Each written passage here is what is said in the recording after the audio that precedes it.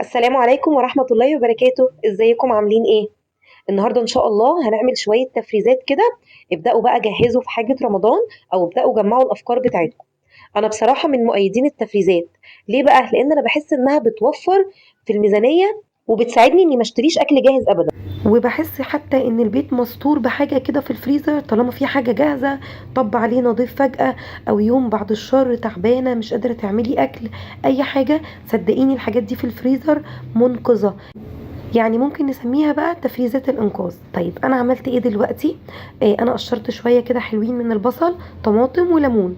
خلاص، اخدت في الكبة كده شوية من البصل وشوية من الطماطم وضربتهم كويس جدا في الكبة لحد ما بقوا زي ما انتم شايفين كده، ده شكلهم.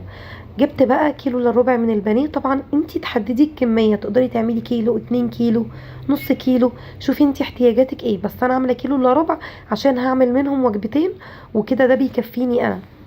فحطيت بقى البصل والطماطم المضروبين دول، حطيت عليهم ملح وفلفل وبهارات انا اللي ضرباها. البهارات دي عبارة عن ايه؟ اقصد انا يعني اللي محمصاها وضرباها في الكبة.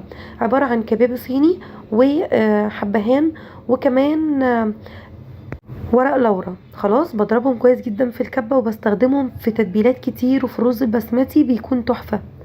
وكمان عصرت بقى ليمونه كامله وقلبت كويس جدا البانيه بالخلطه دي. مش عايزه اقولك بقى الريحه والطعم من قبل ما تستوي اصلا بتبقى عامله ازاي، وبجد بعد ما يستوي كان خطير.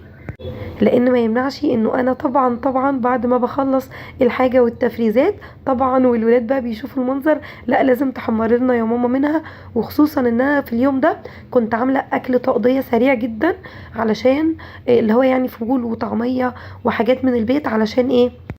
عشان طبعا نزلت اشتريت الفراخ وطلعت نضفتها وكمان عملت التفريزات دي.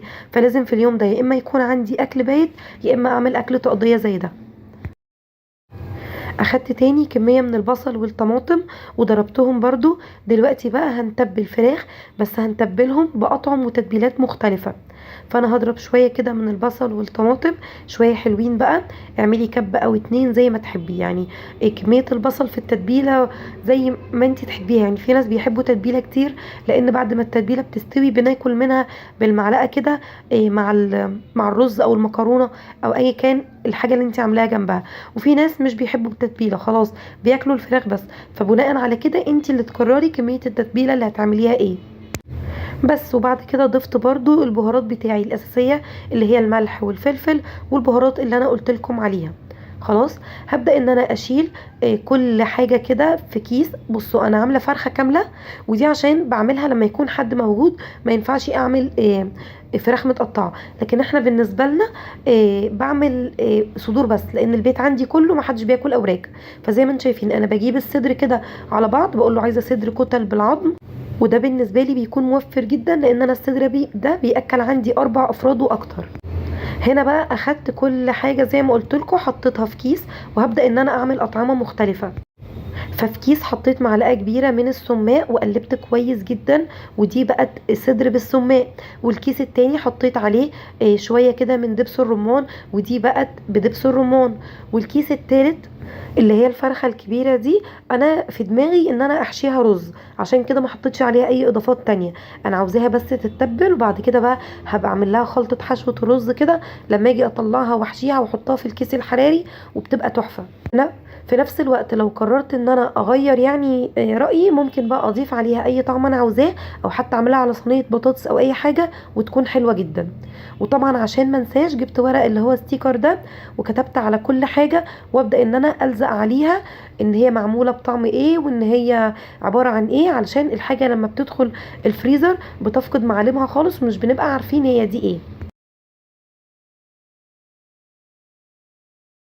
طيب دلوقتي بقى انا هعمل ايه؟ دلوقتي بقى انا هبدأ ان انا اعمل كوردن بلو. فانا هعمل البانيه اللي انا متبلاه ده، هعمله نص كوردن بلو ونصه بانيه. فانا باخد كده شريحة البانيه وابدأ ان انا ادقها كده بالشاكوش. ولو ما عندكيش المدقة او الشاكوش بتاع اللحوم ده، هاتي كوبايه، او حتى المكنكه من بتاعه اللبن الصغيره دي او القهوه او كده، ودقي بيها. هو كده كده متبل فخلاص، يعني بيتدق في ثواني. طبعا انا على ما خلصت وعلى ما اتغدينا بقى وبتاع كان اتبل وبقى تحفه. يعني بعد ما تسيبيه يعني ما تشتغليش فيه غير ما يتبل وقت حلو كده، حوالي مثلا 3 4 ساعات. بصراحة قبل كده كنت بحشي برومي مدخن او لانشون انا عاملاه في البيت، بس بما اني لسه ما حضرتش اللانشون بتاع السحور، وبما اني ما عنديش كوردن بلو سعره بقى غالي جدا جدا، فانا قررت احشيها بجبنة موتزاريلا بس، وبجد مش هتقول لا حلوة جدا. فباخد كده شويه من الجبنه الموتزاريلا وابدا ان انا اضغط عليهم كده عشان يبقوا شبه الصباع، وادخلهم زي ما انتم شايفين كده، احطها وابدا ان انا الف عليها كأن انا بلف محشي ورق عنب، من جنبين بقفل وبعدين بلف الرول. ببدأ بقى ان انا اعمل الكمية اللي انا عايزاها، يعني هكرر العملية دي. انا بالنسبة لي عملت 8، بحيث كل 4 يكونوا ايه في مرة غدوة يعني، او فطار بقى، احنا هنبقى في رمضان ان شاء الله. طبعا ممكن تجيبي كيلو كامل من البانيه تعمليه كوردن بلو، وكيلو كامل وتعمليه بانيه على القلي زي ما انا ما هعمل كده. انا بس مجرد ان انا كنت بكمل، انتوا عارفين ان انا عامله معاكم تفريزات قبل كده كبيره وكويسه، فانا استخدمت حاجات اثناء الشهر بتاع 2، لان انا عملت التفريزات من بدري عشان انزل لكم الفيديو من بدري. فانا استخدمت حاجات، فبناء عليه بكمل الحاجات اللي ناقصاني، وفي نفس الوقت بجدد وبشوف مثلا لو انا في حاجه ما عملتهاش زي الكوردن بلو ما كنتش عاملاه في الفيديو اللي فات فعملته المره دي. المفروض بقى ان انا بدخل الفريزر لوحدات الكوردن بلو اللي عملتها دي تمسك نفسها شويه، عشان لما احطها في البيض والبقسماط او الكورن فليكس او كده ما تتفكش مني وانا بعملها.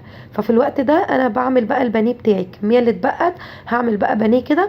فانا جهزت شويه بيض، بحط عليهم بصراحه ميه او لبن اللي متاح. انا ما كانش عندي لبن، فحطيت معلقتين 3 من الميه كده، بيفك البيض معايا وبيخليه حلو قوي. وكمان معلقه من الخل بتخليه بقى الخلطه دي ما تشربش زيت ابدا. ببدا بقى ان انا اعمل كميه البانيه اللي انا عاوزاها. اخد وحده البانيه انزل بيها في خليط البيض، وطبعا البيض ده انا حاطه عليه حاجه بسيطه جدا من الفلفل الاسود والملح. اما ده بقى فده كورن فليكس اللي انا بجيبه من عند فتح الله، ضربته كويس جدا في الكبه، وحطيت عليه مرقه دجاج فوريه من اللي هي بتاعه المختار اللي انا بجيبها. بصراحة خلت طعمه وريحته رهيب. وبحط عليه كمان شوية صغيرين من البقسماط المطحون العادي جدا اللي هو العيش المطحون. وبس دي كده كانت الحاجات اللي طلعت معايا. عملت بانيه وعملت كوردن بلو. عايزه اقول لكم ان البانيه ده فيه 6 قطع، وانا قليت قطعتين كمان بصراحه، عملناهم سندوتشات كده واكلناهم. وكمان طبق الكوردن بلو ده، عايزه اقول لكم ان البانيه لما بتعملوه بالطريقه دي وبيتعمل كوردن بلو كده بيفرط معاكم. يعني انا التفريزات بتاعي دي في عز الغلا وعز ما الفراخ ب 98 وب 100 جنيه اتكلفت معايا اقل من 600 جنيه. فلو انتي بقى ما عملتيش اي تفريزات خالص، عاوزاكي بقى تتشجعي وتقومي تعملي اي حاجه دلوقتي، مش ضروري ده، انا بس بعمل وبوريكي افكار وكمان بشجعك. كده خلاص الفيديو بتاعنا خلص النهارده. اتمنى ان هو يكون خفيف كده ويعجبكم. اشوفكم ان شاء الله في فيديو جديد. يلا سلام.